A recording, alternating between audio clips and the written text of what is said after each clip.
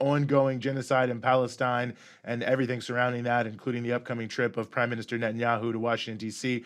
next week. We are, as always, very honored to be joined here on the Freedom Side by Leanne Fulahan, who is the Education Director at the People's Forum and an editor at 1804 Books. Pretty good press, if you ask me. Leanne, as always, thanks so much for being with us. Thanks for having me back. It's great to be here. Well, great to have you here as always, because it's, hard to sort through some of this news and information. I mean, on the one hand, you have the New York Times and others saying Netanyahu's under fantastic pressure to, make a ceasefire before he comes to speak before Congress. On the same token, he was in Rafah today making this whole big thing about the need for Israel to control the border crossing and more things happening in that regard. So, I guess, in the wake just a few days before Netanyahu travels to Washington, D.C. to speak before Congress, where do we stand, Leanne? Is it possible there could be a ceasefire, or should we believe Netanyahu when he tells us who he says he is? Well, it's very difficult to make predictions in this kind of scenario. The White House is saying that they're optimistic. They've been saying that they're optimistic for actually, I don't even know how long now, consistently saying that they're optimistic. When Netanyahu is signaling that he's moving actually to draw out the negotiations, and is even making moves that could lead to the end of the negotiations. For example, we had a ceasefire proposal where Hamas showed an immense amount of flexibility, even took away their most bare minimum of asking for a written guarantee of a permanent ceasefire, and said they would be okay with beginning a temporary truce as long as there would be a written guarantee that they would be able to move into the second phase of negotiations without time limits. This is a major sign of flexibility. In response, Netanyahu released 4 demands which are just completely against any nature of an agreement. His demands range from not wanting to leave the Philadelphia corridor, so not wanting to remove the Israeli occupation forces from the border with Egypt and Israel, from wanting a guarantee that Israel would be allowed to go back in and militarily resume operations. So basically, he wants a guarantee that the agreement would only be temporary. He wants a guarantee that there would not be the return of any resistance fighters back to the north, and that they would get their hostages. He's basically asking for a temporary truce to retrieve some of those who are being held as prisoners here in Gaza, and then to be able to return to the massacres that he has been carrying out under his government.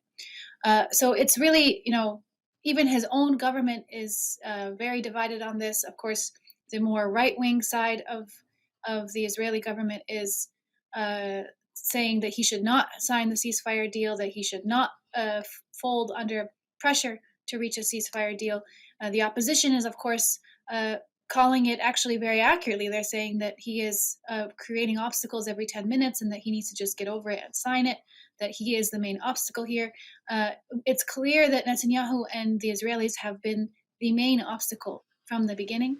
And this, combined with the fact that the United States has not significantly escalated any pressure on the Israelis to reach an agreement, to me means that it's unlikely, unless Netanyahu changes some of his stance, that there would be a deal anytime soon. But of course, it's hard to predict because a lot of this relies on his statements, his actions. Like you said, he was in Rafah today. He was in Rafah saying that it's critical that the Israeli occupation remains there. So it's really a tense situation that's marked by Israel's intransigence and unwillingness to actually negotiate. And in fact, I'm sure we'll get to this, but throughout the past weeks of negotiation process, not only have they not shown any flexibility, any real flexibility at the negotiating table, but they have increased and intensified their genocidal actions against the Palestinian people. There is no such thing as a safe zone anymore. There is no such thing as any place for Palestinians to shelter. 8 out of 10 UNRWA schools have been bombed in the past 10 days. Eight UNRWA schools have been bombed in the past 10 days. So it's a really very dire situation. The genocide is only continuing. So, and it is continuing, and it's continuing with horrible, horrible, just atrocity after atrocity. I mean, sometimes I'm just completely stunned. I think I've seen the worst, and then something worse happens. That said, Israel does face many challenges. Some of them are a bit more long term. You know, Israel's running out of tanks. Israel's running out of ammunition. Its soldiers are getting tired. The Israelis are desperate to conquer Gaza. They also want to conquer Lebanon, and they can't do it all at the same time. And yes, they have no red lines from the Americans in many ways, but Israel is not all powerful, right?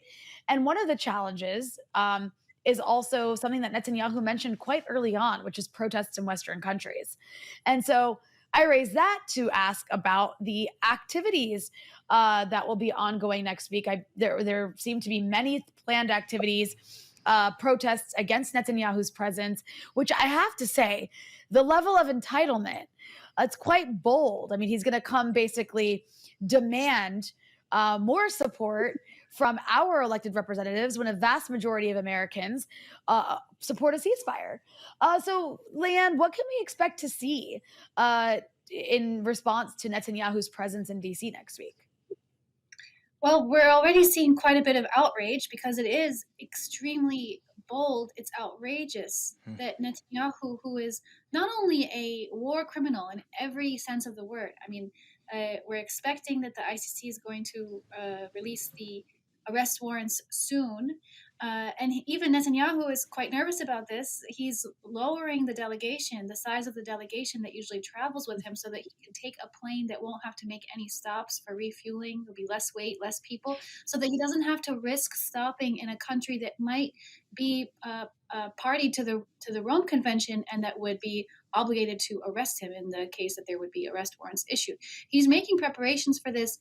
He's showing up to the United States, which is not part of that does not ratify the convention of the ICC, that does not seem obligated by it at all, and he's going to speak to the Congress, to a united Congress, right before extremely controversial presidential elections.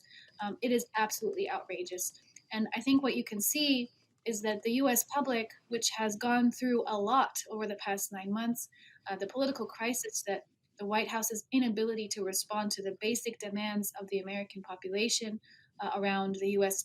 Foreign policy regarding Israel and Palestine has created such a high political and intense political crisis, and people are furious.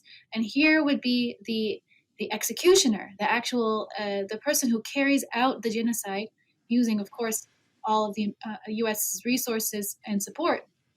But this very, vilified persona in Benjamin Netanyahu, hated not only by those who stand with the Palestinian people, which the number of those who stand with the Palestinian people is growing by the hour in the United States public as the genocide continues to unfold in its 9th month, but also hated by people who feel something for the Israeli project.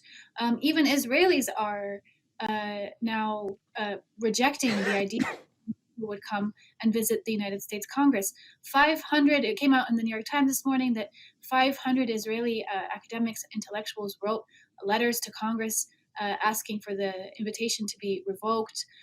It's really a very controversial visit. He's planning on having a meeting with Biden on Monday, the 22nd, and then he will be speaking in front of Congress on the 24th. We can expect that there will be some rejection of his visit, some visible rejection from some Democratic representatives, of course, but the real rejection is going to come from the American people, from the general public. Many organizations are coming together to organize another national mobilization in Washington, D.C., at the Capitol, to show the mass rejection of Netanyahu's visit, and the mass rejection, really, at its essence, for this blank check that the United States has given to the Israeli genocidal assault on the Palestinian people.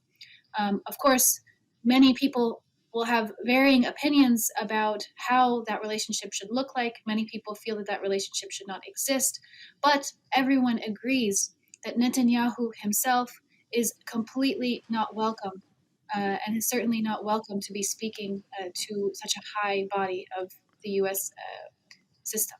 So there's going to be, I think, a massive crowd in Washington, D.C. There's going to be people coming from all over the country. We know people are getting on planes, people are getting on buses.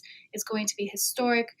We are going to be wearing red, and we are going to say that we are the red line against genocide yet again, and we continue to be the red line, that the White House is not acting in our name.